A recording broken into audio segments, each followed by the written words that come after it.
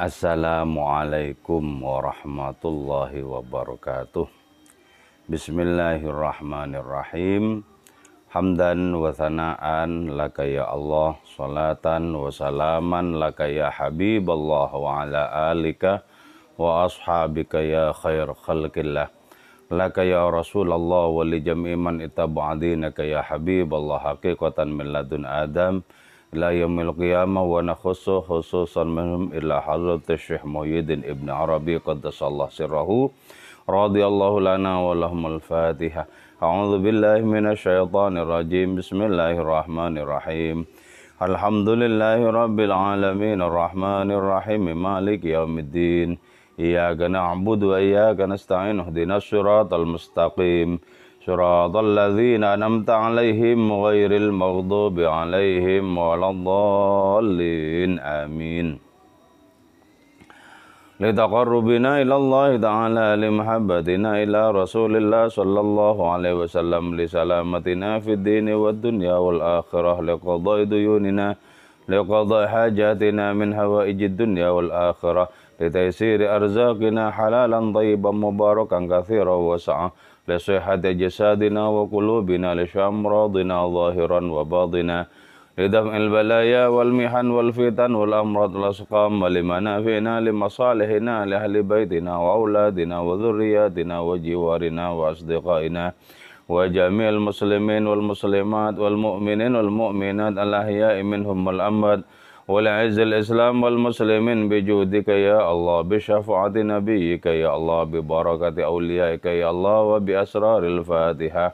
أعوذ بالله من الشيطان الرجيم. بسم الله الرحمن الرحيم. الحمد لله رب العالمين الرحمن الرحيم مالك يوم الدين. إياك نعبد وإياك نستعين اهدنا الصراط المستقيم Suratal ladzina an'amta 'alaihim ghairil maghdubi 'alaihim waladdallin. Amin. Alhamdulillah, kawan-kawan semua di dunia maya, rahmatullah alaikum ajma'in. Sebelum kita memasuki kajian kitab hikam karya Syekh Muhyiddin Ibn Arabi, mari kita tetap bersama-sama berdoa berharap kepada Allah Ta'ala agar jerat pandemi yang terjadi di negeri ini juga dimanapun segera dilepaskan oleh Allah Ta'ala, diangkat oleh Allah Ta'ala, dan kita dibebaskan dari berbagai macam kekhawatiran dan ketakutan.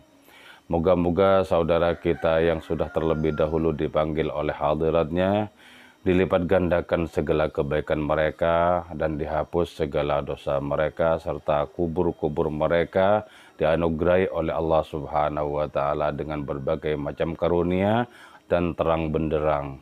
Amin ya mujibas sailin. Ala hadzin niyati wa ala kulli niyatin shalihatin wa ala mana wa salafus salih. Al-Fatihah. A'udzu billahi minasyaitonir rajim. Bismillahirrahmanirrahim. Alhamdulillahi rabbil alamin arrahmanir rahim maliki yaumiddin. Iyyaka na'budu wa iyyaka nasta'in ihdinas siratal mustaqim. Suratal ladzina an'amta 'alaihim ghairil maghdubi 'alaihim waladdallin. Amin. Sekarang kita akan membahas tentang karunia-karunia Allah, tentang anugerah-anugerah, tentang pemberian-pemberian. Jadi berkaitan dengan adanya karunia, dengan pemberian itu, di situ ada dua sisi, yaitu yang pertama sang pemberi, yaitu Allah Subhanahu wa Ta'ala itu sendiri, dan yang kedua adalah makhluk-makhluk yang menerima karunia itu. Qala al-musannifu rahimahullahu ta'ala wa nafa'na bi'ulumihi wa amaddana bi asrari wa fadha alaina min barakatihi wa bikum amin.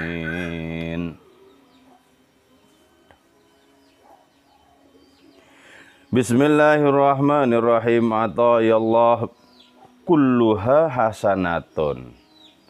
Seluruh karunia Allah Ta'ala itu indah. Ini tentu saja dari sisi sang pemberi karunia. Jadi apapun karunia yang datang dari hadiratnya itu indah, itu baik. Jadi karena itu kita perlu senantiasa berbaik sangka kepada hadiratnya apapun karunia yang kita terima. Jadi dalam konteks seperti ini kita mesti belajar untuk melatih kekuatan rohani sehingga kita akan merasakan bahwa apapun karunia itu yang diberikan kepada kita itu baik. Jadi kita mengatakan bahwa karunia itu baik karena kita yakin tidak mungkin Allah Ta'ala itu memberikan yang buruk-buruk kepada hamba-hambanya, kepada makhluk-makhluknya. Tidak mungkin memberikan yang buruk-buruk ya. Allah Ta'ala itu maha baik, maha sempurna. Dan karena itu apapun yang datang dari hadirnya pastilah baik juga. Tentu ini dari perspektif satu sisi, yaitu dari sisi hadiratnya semata-mata. Fama wafaqaha wa kaja'altahu khairan. Karunia yang cocok dengan selera keinginan kita, itu kita katakan kemudian ini baik. Padahal ya, tidak setiap karunia itu cocok dengan selera keinginan diri kita. Jadi mestinya kalau kita tetap berpegang kepada sisi sang pemberi karunia, kita mesti tetap hakul yakin bahwa apapun yang diberikan kepada diri kita itu indah. Apapun yang diberikan kepada diri kita itu sesungguhnya adalah baik. Nah cuma tidak setiap baik dari perspektif Allah Subhanahu wa Ta'ala itu lantas kita katakan baik juga. Kenapa? Itu bergantung kepada adanya respon hawa nafsu kita di dalam diri. Jadi apa yang cocok dengan keinginan kita, dengan selera kita, kita katakan itu baik. Nah sementara apa yang tidak cocok, wa ma khalafahu ja'altahu syarran. Jadi apa yang tidak cocok terhadap keinginan dan selera kita, kita katakan itu buruk. Nah, di sini berarti sudah terjadi adanya reduksi. Apa yang semula indah secara mutlak, apa yang semula baik secara mutlak, kemudian karena itu turun kepada makhluk-makhluk, kepada manusia yang belum tentu bisa mengelola perspektif keindahan dan kebaikan dari Allah Subhanahu wa Ta'ala itu, maka lantas kemudian karunia itu terbagi menjadi dua, yaitu apa yang cocok dengan selera kita, kita katakan baik, oh ini sip, ini mantap, ini oke, gitu ya. Sementara apa yang tidak cocok, kita cenderung untuk menghindarnya karena bagi diri kita itu disebut tidak baik. Jadi padahal semestinya kita yang mengakurkan diri dengan hadiratnya itu. Bukan sebaliknya, kita dalam tanda kutip paksa hadiratnya untuk memberikan segala sesuatu yang sesuai dengan selera kita. Mestinya tidak seperti itu. Jadi karena itu di dalam hidup ini adalah kita berikhtiar bagaimana kita menyesuaikan diri dengan kehendak-kehendaknya. Karena itu ada doa, Allahumma inna nas'aluka ma turid.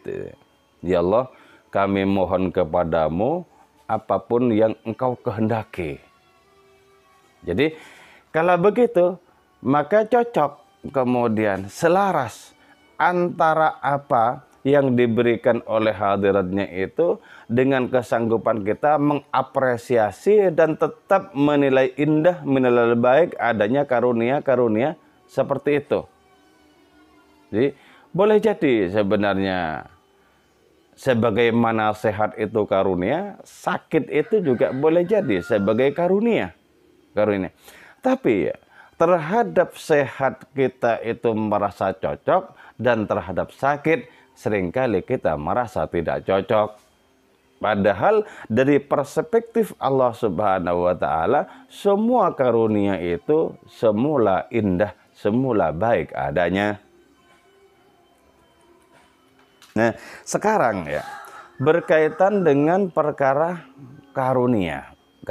Nah, seringkali Allah memberikan karunia kepada diri kita itu lewat berbagai macam perantara, termasuk karunia ilmu, termasuk karunia petunjuk dengan berbagai macam perantara. Nah, berarti dengan demikian ya, perantara-perantara itu mesti kita muliakan, mesti kita takzimi. Kenapa? Karena Allah sudah berkenan menjadikan perantara itu sebagai sarana untuk memberikan karunia-karunianya kepada diri kita. Nah, di sini kemudian ya sangat masuk akal. Kenapa anak itu harus berbakti kepada kedua orang tua? Kenapa santri itu harus berbakti hormat kepada guru-gurunya? Di situ masuk akal. Kenapa? Karena Allah Subhanahu wa taala sudah menjadikan orang tua, kedua orang tua, bapak dan ibu, sudah menjadikan para guru itu, terutama guru-guru rohani, itu sebagai sarana bagi munculnya kenikmatan yang kemudian kita terima. Jadi berarti dengan demikian apa? Allah Ta'ala itu yang sesungguhnya sangat berkuasa dengan kun fayakunnya. Allah Ta'ala itu menempuh proses di dalam memberikan segala sesuatu kepada diri kita. Itu artinya apa? Itu artinya adalah bahwa pertama, penglihatan kita harus tembus kepada Allah Ta'ala di dalam kita menerima segala sesuatu, di dalam menerima segala karunia. Jadi kalau ada orang yang bermanfaat kepada diri kita, pastikan bahwa orang itu sesungguhnya sekedar dalam tanda kutip dipakai, digunakan oleh Allah Ta'ala untuk diri kita. Untuk diri kita. Dipakai oleh Allah Ta'ala bagi diri kita. Jadi karena itu pandangan kita mesti tembus kepada hadiratnya. Jangan berhenti di perantara-perantara seperti itu. Kalau berhenti di perantara, maka nanti pengharapan kita itu kepada perantara-perantara, bukan kepada Allah yang sungguh-sungguh memberikan karunia-Nya kepada diri kita. Jadi jangan sampai berhenti di perantara. Berhenti di perantara menjadikan diri kita berharap kepada makhluk-makhluk. Padahal berharap kepada makhluk itu sudah mencemarkan rohani kita di dalam dunia tasawuf. Jadi di dalam dunia tasawuf kita terlarang berharap kepada makhluk.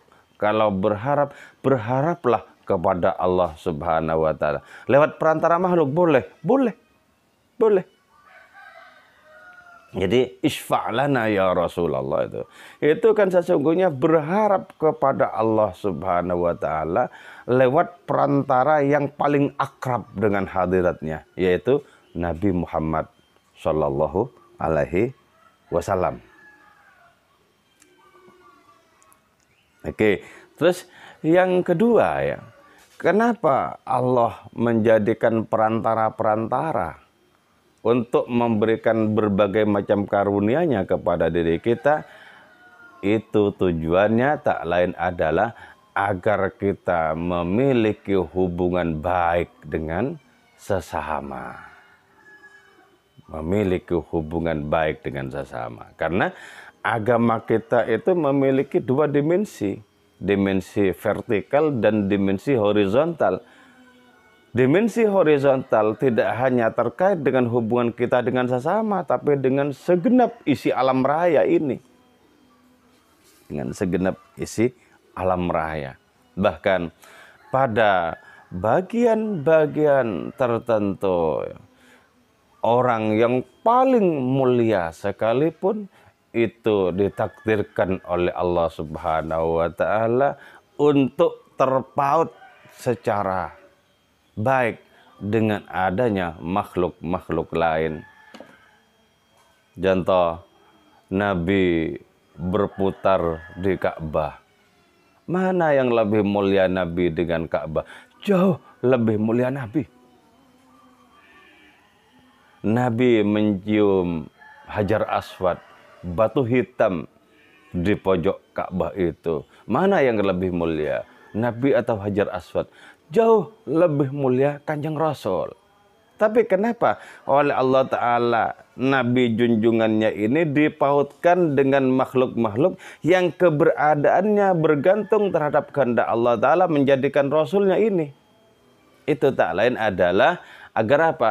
Agar tercipta adanya hubungan, keselarasan, agar tercipta adanya transendensi lewat makhluk-makhluk itu juga.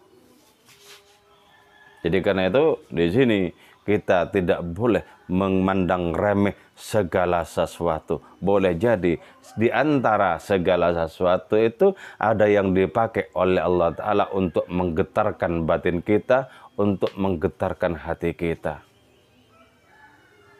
Ada orang-orang yang bergetar hanya karena merasakan hembusan angin. Ada orang-orang yang tergetar hanya karena menikmati senja hari. Ada orang-orang yang bergetar karena merasakan adanya nikmat larut malam dan lain semacamnya. Itu berarti Allah Subhanahu wa Ta'ala menghendaki orang-orangnya mendapatkan karunia lewat perantara. Jadi ketika seperti itu ya, saksikanlah bahwa Allah Ta'ala secara hakiki lebih tampak dibandingkan perantara-perantara itu. Nah, yang sulit untuk bisa kita tembus itu adalah apa? Ketika kita menerima karunia dari Allah Ta'ala yang tidak cocok dengan selera dan keinginan diri kita. Nah itu yang sulit. Untuk bisa mentransendensikan itu menjadi sulit. Jadi kita harus berjerih payah dulu untuk menekan selera hawa nafsu itu. Kita harus bisa menembus terlebih dahulu kulit dari karunia yang bungkusnya itu tidak sesuai dengan selera diri kita. Kalau di dalam tamsil yang diungkapkan oleh Maulana Rumi, yaitu ibarat buah badam yang kulitnya itu keras tidak kepalang, tapi dalamnya adalah kenikmatan. Nah, jerih payah kita untuk bisa menikmati karunia yang tidak cocok dengan selera kita adalah seumpama orang yang sedang bersusah payah menembus kulit buah badam yang kerasnya tidak kepalang itu. Jadi wa ma khalafahu ja'altahu syarran, apa yang tidak sesuai dengan selera kita, keinginan kita, lantas karunia itu katakan buruk. Itu tentu saja ketika kita berada pada level rohani yang sama sekali belum dewasa.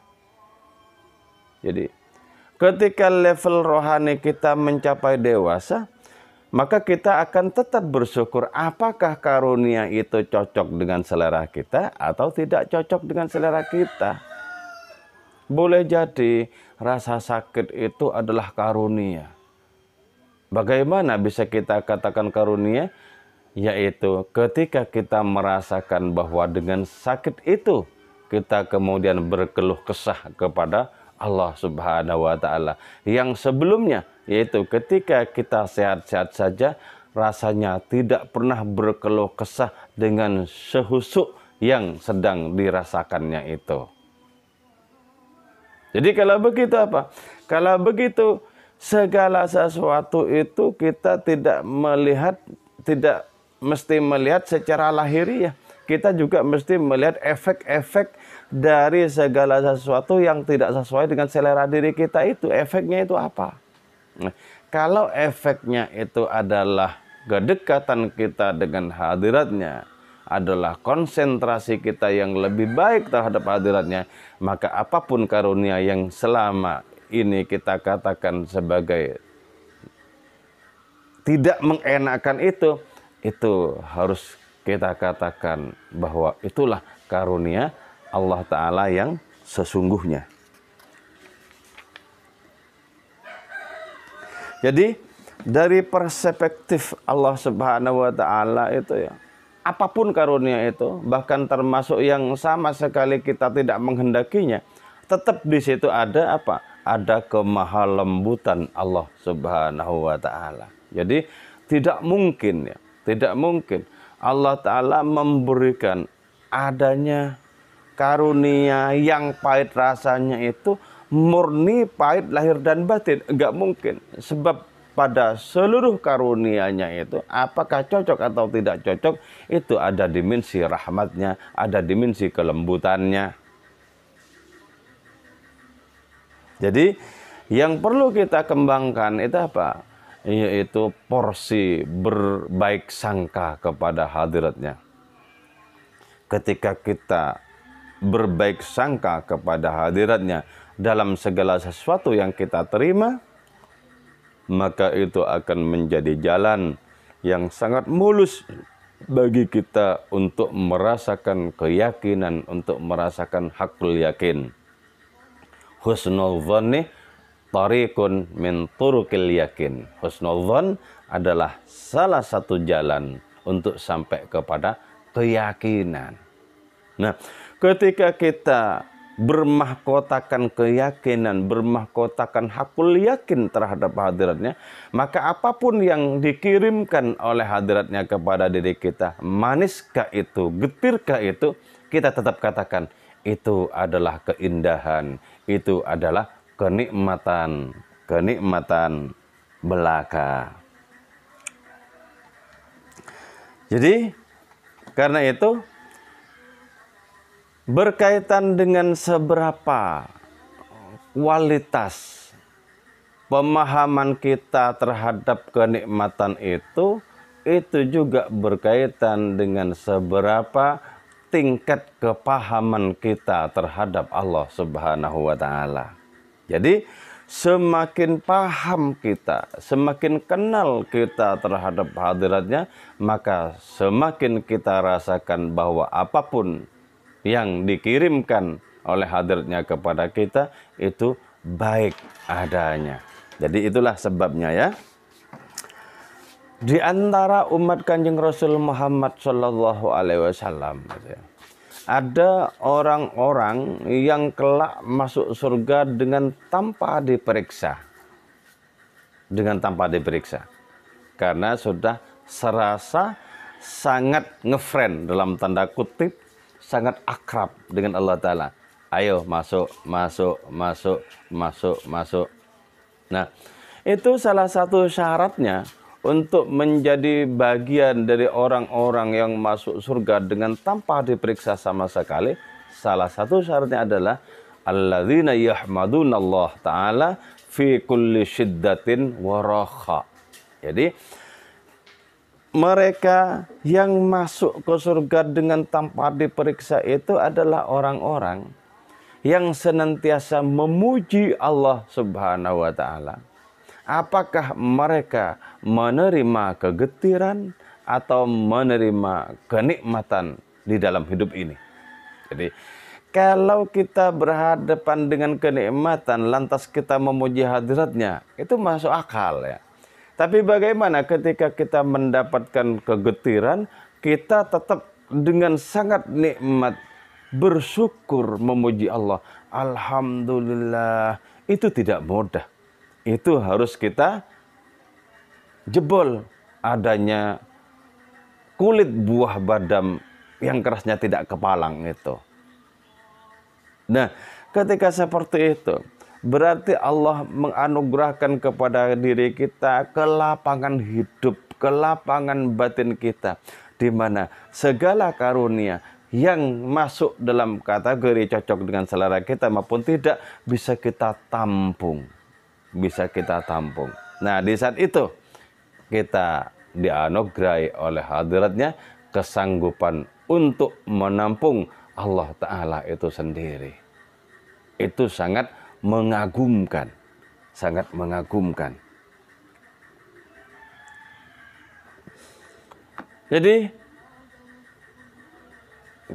karena itu ya, kita tidak boleh hanya berhenti di menerima kenikmatan yang cocok dengan selera kita. Tidak boleh hanya berhenti di situ. Tidak boleh. Sebab kalau berhenti di situ, nanti sebagaimana yang diungkapkan oleh Al-Quran. Fa'ammal insanu idza mabtalahu rabbuhu fa'akramahu wa na'amahu fayaqulu rabbi akraman. Jadi ada orang-orang yang ketika dikaruniai ujian oleh Allah Ta'ala dengan adanya kenikmatan, maka orang-orang itu kemudian bilang bahwa Rabbi akraman, Tuhanku telah memuliakanku. Jadi seolah-olah kemuliaan itu berkaitan dengan berbagai macam karunia yang cocok dengan selera nafsunya. Yang cocok dengan selera nafsunya. Sehingga ketika diuji oleh berbagai macam kegetiran, mereka mengatakan Rabbi ahanan, Tuhanku telah menghinakanku. Jadi seolah-olah karunia yang bungkusnya getir itu adalah stempel dari adanya penghinaan. Padahal sama sekali tidak merupakan stempel dari adanya penghinaan. Jadi bahkan bisa saja sebaliknya. Allah memberikan karunia-karunia yang cocok dengan selera manusia. Tapi ternyata manusia itu semakin terpental jauh dari hadiratnya. Itu berarti apa? Itu hakikatnya bukanlah karunia. Tapi sebaliknya, Allah memberikan ujian kegetiran. Dan ujian kegetiran itu menjadikan orang-orang beringsut mendekat kepada hadirnya. Hakikatnya itu adalah karunia, bukan kegetiran. Jadi karena itu ya, bagi Allah Subhanahu wa Ta'ala memberikan sesuatu kepada manusia itu kemudian direspon, lantas kemudian pemberian itu gagal menjadi pemberian. Kenapa? Karena pemberian yang cocok dengan selera manusia itu bisa saja menjadikan si manusia makin menjauh dari hadirnya. Itulah apa yang disebut sebagai pemberian, itu sejatinya bukanlah pemberian. Ada kalanya Allah tidak memberikan apapun yang diharapkan oleh manusia, tapi itu disebut pemberian. Karena dengan tidak memberikan apa yang diharapkan oleh manusia, manusia itu kemudian menjadi semakin memperbaiki diri, menjadi semakin dekat, akrab dengan hadiratnya. Jadi bisa saja disebutkan pemberian itu bisa bukan merupakan pemberian, dan tidak memberikan itu bisa disebut sebagai memberikan. Jadi di sini pentingnya kita berluas hati dengan husnudzan kepada hadiratnya itu.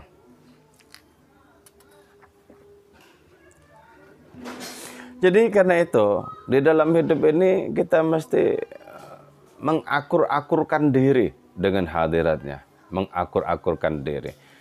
Kalau kita tidak mengakur-akurkan diri dengan hadiratnya, maka kita berada dalam penentangan demi penentangan. Dan penentangan demi penentangan itu hanya akan menciptakan kepedihan demi kepedihan. Jadi kitalah yang mesti menyelesaikan diri dengan hadiratnya itu, bukan hadiratnya yang kita paksa untuk mengikuti selera dan keinginan diri kita. Dengan demikian, kita bisa menari-nari sesuai dengan keinginan hadiratnya itu. Jadilah kita kemudian seruling-seruling yang ditiup dengan sangat indah oleh Tuhan semesta alam. Jadi di saat itu, kemudian kita merasakan, oh betapa indahnya hidup ini, oh betapa nikmatnya hidup ini.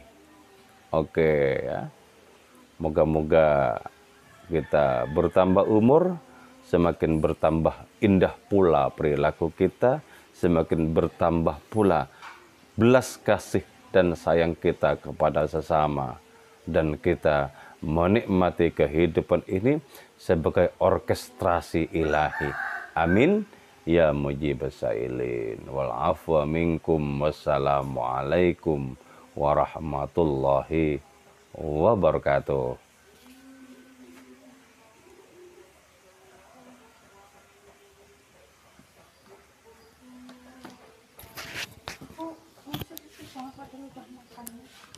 Ya enggak langsung. Ya sudah di. Oh iya. Berarti enggak bisa